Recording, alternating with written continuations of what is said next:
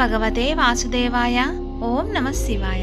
ఈరోజు మన వీడియోలో శ్రీకృష్ణుడి గురించి చెప్పుకుందాం.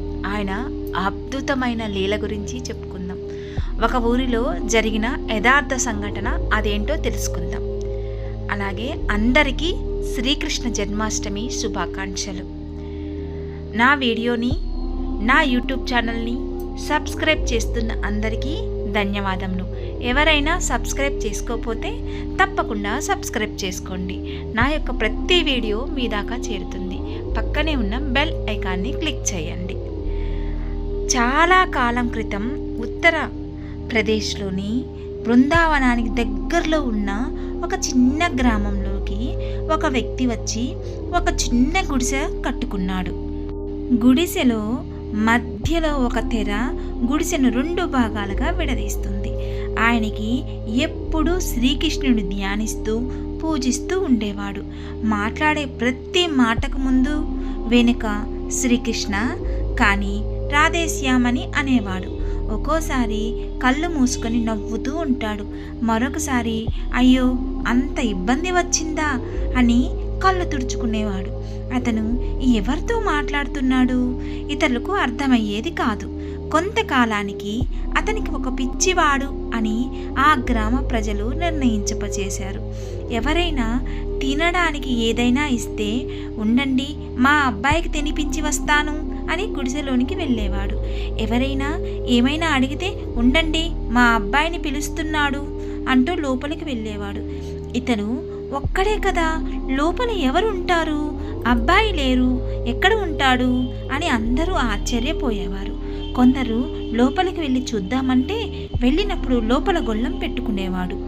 అకస్మాత్తుగా ఎవరైనా లోపలికి వెళ్ళి మీ అబ్బాయి లేడే అని అడిగితే పక్క గ్రామానికి వెళ్ళాడు, పక్క ఊళ్ళోని దేవాలయంలోకి వెళ్ళాడు అని అనేవాడు. రోజంతా అతని పనులు వింతగా ఉండేవి. ఆవులకు గడ్డి పళ్ళు తెచ్చి పెడతాడు, చీమలకు బెల్లము గోధుమ పిండినో పెడతాడు. మధ్యాహ్నం గోధుమ రొట్టె ముక్కలను పెట్టి కాకుల్ని పిలుస్తాడు. మొత్తం మీద ఆయన వ్యవహారం వింతగా ఉండేది. కొంతకాలం తర్వాత ఆయనకు అనారోగ్యంతో దెబ్బతినింది. ఎవరు ఉండబట్టలేక అడిగేశారు, నీవు చనిపోతే నీ శవాన్ని ఎవరు దహనం చేస్తారు అని. అందుకు ఆయన ఇంకెవరు చేస్తారు, మా అబ్బాయి వస్తాడు చేస్తాడు అన్నాడు. 10 రోజుల తర్వాత ఆయన మరణించాడు. ఆ ఊరి వాళ్ళు అతని శవాన్ని ఏమి చెయ్యాలో అని ఆలోచిస్తున్నారు. వాళ్ళనుకున్న భయాలు అనుమానాలు కారణంగా అతన్ని శవాన్ని తాకితే తమకేదైనా ప్రమాదం ఉంటుందేమోనని వాళ్ళు దగ్గరికి రాలేదు. ఇంతలో ఎక్కడ నుండి ఒక అబ్బాయి అక్కడికి నడుచుకుంటూ వచ్చాడు. ఆశ్చర్యం ఏమిటంటే ఆ అబ్బాయి రాగానే ఆ పల్లెలోని ఆవులన్నీ ఒక్కసారిగా అంబా అని అరిచాయి. అతను వచ్చాడు. ఆయన శవాన్ని చేతుల్లోకి తీసుకొని చోట ముందుకు నడుస్తుంటే అతని పాదముద్రలు పడిన చోట పువ్వులు వచ్చి పడుతున్నాయి. అక్కడంతా సుగంధం వ్యాపిస్తుంది. అతని శవాన్ని దహనం చేశాడు. ఇంతలో ఆ పల్లెలో అంతా వినిపించేలా ఒక స్వరం పలికింది, మీరు ఈ వ్యక్తికి అప్పుడప్పుడైనా కాస్త తిండి పెట్టారు, ఇప్పుడు మీరు మీ ఇళ్లలోనికి వెళ్ళి చూసుకోండి. వాళ్ళు వెళ్ళి చూసుకుంటే వాళ్ళ గింజలు దాచుకునే పాత్రలు, సంచులు, గాదలు అన్నీ ధాన్యంతో నిండి ఉన్నాయి. ఆశ్చర్యం, ఆనందం. ఎవరతను? ఇంకెవరు? రేపు జన్మించబోతున్న శ్రీకృష్ణుడే. శ్రీకృష్ణుడిని నిర్మలమైన మనసుతో పూర్తిగా నమ్మి ధ్యానిస్తే మనకు ఏమి జరుగుతుందో తెలుసా? ముందుగా ఇతరులను మన మీద నిందలు వేస్తారు. మన సంపద అంటే డబ్బు తగ్గిపోవడం మొదలవుతుంది. మనం ఎవరికి సహాయం చేస్తుంటామో, ఎవరికి సేవిస్తుంటామో వాళ్ళు మనను నిందిస్తారు, బయటకు గంటేస్తారు. మనకు సహాయం చేయడానికి ఎవ్వరూ ముందుకు రారు.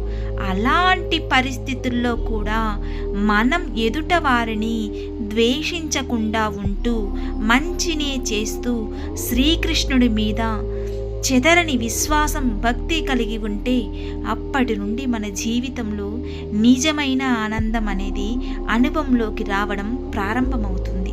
మన చుట్టూ ముట్టిన మాయను తొలగించడం కోసం భగవంతుడు జరిపే లీలే అది. నిజంగా చాలా చాలా అద్భుతాలు జరుగుతాయి. శ్రీకృష్ణ భగవానుడు ఏది కోరడు. భక్తితో మనసును అర్పించిన, తులసీదళం అర్పించిన, ఏదైనా పువ్వు కానీ పత్రము కానీ మరి ఏదైనా కూడా అర్పిస్తే ప్రేమగా స్వీకరిస్తాడు. దీనంతటికీ మూల కారణం భక్తి, నమ్మకం, విశ్వాసం. భగవంతుడి మీద భక్తి, నమ్మకం, విశ్వాసంతో మనము ఆయన ధ్యానిస్తే ఖచ్చితంగా మనల్ని కాపాడుతాడు. ఎందుకంటే శ్రీకృష్ణ భగవానుడు ఎప్పుడూ నవ్వుతూనే ఉంటాడు. నవ్వుతూనే కర్మల్ని స్వీకరిస్తాడు. నవ్వుతూనే కర్మల్ని తొలగిస్తాడు. ఇవన్నీ కూడా శ్రీకృష్ణ భగవానుడు చాలా చాలా అనుభవించాడు.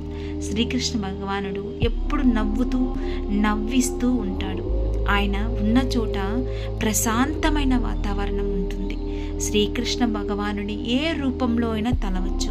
బిడ్డగా తలవచ్చు, ఇంకా దేవుడిలా తలవచ్చు, గురువుగా తలవచ్చు.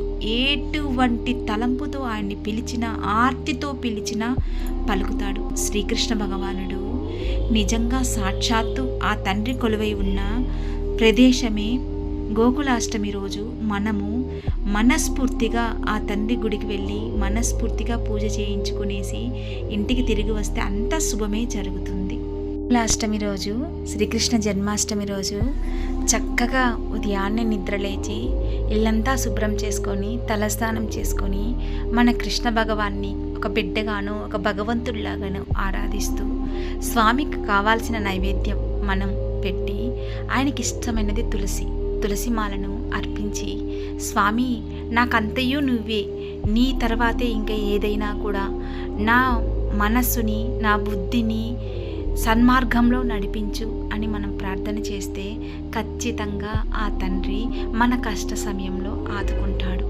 కర్మ ఫలితాన్ని తగ్గిస్తాడు. అందరికీ ఆరాధ్య దైవమే. అందుకే మనస్ఫూర్తిగా అందరికీ శ్రీకృష్ణ జన్మాష్టమి శుభాకాంక్షలు తెలుపుతూ ఈ వీడియో మీకు నచ్చినట్లయితే తప్పకుండా సబ్స్క్రైబ్ చేయండి, షేర్ చేయండి, కామెంట్ పెట్టండి. సర్వేజన సుఖినో భవంతు.